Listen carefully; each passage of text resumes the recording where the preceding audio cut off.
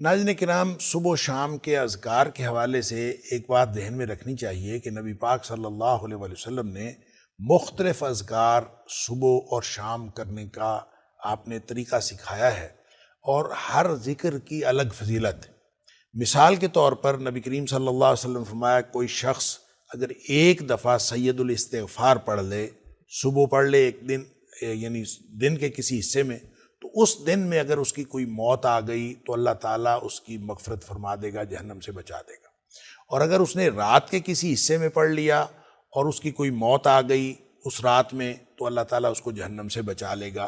یہ سید الاستغفار کے بارے میں ہے، اور سید الاستغفار آپ کو یاد ہوگا، نہیں یاد تو یاد کر لیجئے۔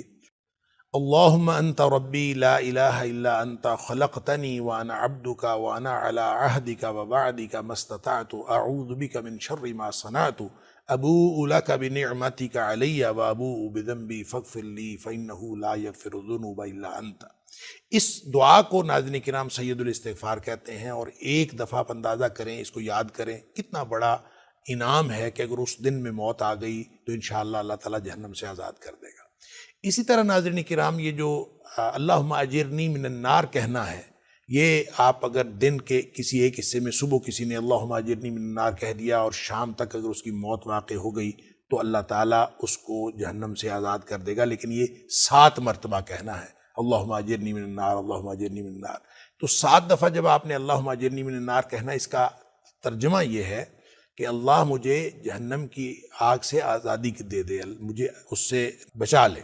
تو کوئی شخص اگر اللہم اجرنی من النار 7 دفعہ کہتا ہے تو اللہ تعالیٰ اس کو اس دن اگر موت آ گئی تو انشاءاللہ اللہ تعالیٰ اس کو بچا لے گا۔ اسی طرح اگر کوئی شخص ہر نماز کے بعد، ہر فرض نماز کے بعد آیت الکرسی پڑھتا ہے تو نبی اکرم صلی اللہ علیہ وآلہ وسلم نے فرمایا اس کے اور جنت کے درمیان صرف موت کا فاصلہ رہ جاتا ہے۔ تو گویا اس طرح سے مختلف جو اذکار ہیں ان کی مختلف جو فضیلتیں ہیں وہ موجود ہیں، لہٰذا صبح و شام کے اذکار کسی بھی جگہ سے لے لینے چاہیے، جو مسنون اذکار ہیں وہ سارے اذکار پڑھنے چاہیے، اور اس کا صحیح وقت یہ ہے کہ جو فجر کے فوراً بعد آپ اذکار کیجئے، اور فجر سے لے کر خاص طور پر اگر فجر سے لے کر اشراق تک آپ اپنے پورے اذکار کر لیں تو نبی اکرم صلی اللہ علیہ وآلہ وسلم نے فرمایا کہ جو شخص فجر سے لے کر فجر کی نماز پڑھے اور اس پر اپنی جگہ پر بیٹھا رہے اور پھر اس وقت اٹھے جب اشراق کا وقت ہو گیا اور 2 رکعت پڑھنے کے بعد اٹھے، تو اس کو مقبول حج اور مقبول عمرے کا ثواب ملتا ہے، یعنی حج بھی اور عمرہ بھی، سبحان اللہ۔ اسی طرح جو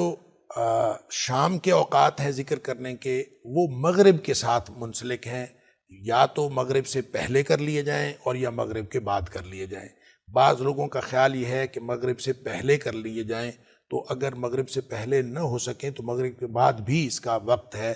جن اذکار کے بارے میں نبی پاک صلی اللہ علیہ وسلم نے فرمایا رات کے کسی حصے میں کر لیے جائیں، تو ظاہر ہے کہ رات کا حصہ تو مغرب کے بعد شروع ہوتا ہے، اس لیے جیسے سید الاستغفار کے بارے میں نے عرض کیا، تو اس لیے کو بہتر یہ ہے کہ مغرب کے بعد سارے اذکار کر لیے جائیں۔ مغرب سے پہلے یا مغرب کے بعد دونوں اوقات درست ہیں، لیکن جو صبح و شام کے اوقات ہیں ان میں جو نبی پاک صلی اللہ علیہ وسلم کے بتائے ہوئے اذکار ہیں وہ کرنے بہت ضروری ہیں۔ اس کے ساتھ نہ صرف دنیا کی کامیابیاں ملتی ہیں بلکہ آخرت میں بھی انشاءاللہ اللہ تعالیٰ بہت بڑا اجر عطا